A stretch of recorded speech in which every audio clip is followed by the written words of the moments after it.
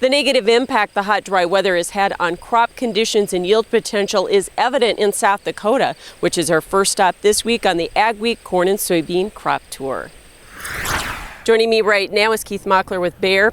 And we started off with such great yield potential on the corn crop this year. We got in early, but it has really deteriorated fast, hasn't it? You know, Michelle, it really has. The heat we've gone through here the last couple weeks, probably about as intense a late August heat as I've seen.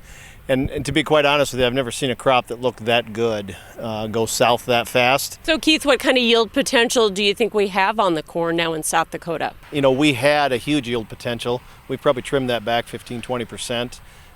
In South Dakota here, it's going to be a lot of corn in the 140s, 150s. As you get in the southeast corner, there's still going to be some 200 plus, but you know, I think the big thing, Michelle, is that it was 240, 250.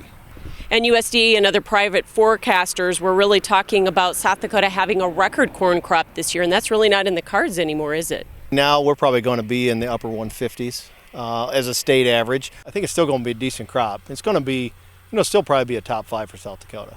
So what kind of test weights do you think we're going to see? How much will those be compromised? Probably a couple pounds lighter just because of the heat. Now, that being said, this corn's also going to be drier than it was last fall, which is going to help our test weights out too. So what do you think the yield potential is on the soybean crop? We're going to see it mostly in the size of the bean, and we've sloughed a few pods off the top. But I would say it's kind of early to tell yet, but we've probably lost 15-20% of that soybean yield.